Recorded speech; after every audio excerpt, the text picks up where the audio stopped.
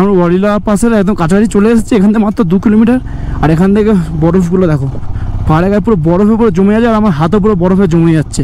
আর আমাদের ডান দিকে দেখো, ডান পাশের জন্য ডান দিকে আমাদের বরফের পাঁজা দেখো, বরফের ওয়াল দেখো। সামনে থেকে জল গড়িয়ে আসছে, ডান দিকে বরফের ওয়াল, ডান দিক বাঁ দিক। আর রাস্তার মধ্যে জল গড়িয়ে আসছে, চাকা পিছনটা স্কিড করছে। তো ওই পাশে রাস্তা দেখো, চারদিকে বরফ, ওয়ারিলা পাশে বোর্ড। আর আমার ক্যামেরা বারবার অফ হয়ে যাচ্ছে, তাই টাটা। সো ফাইনালি আবার একটা পাস অ্যাচিভ করলাম, সেটা হচ্ছে ওয়ারিলা pass.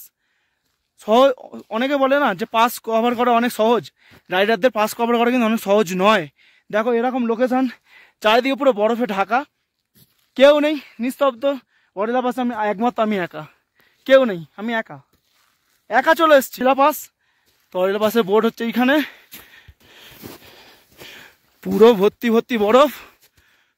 ওয়ারিলা pass, world 13 highest Warila pass, 17,419 fit.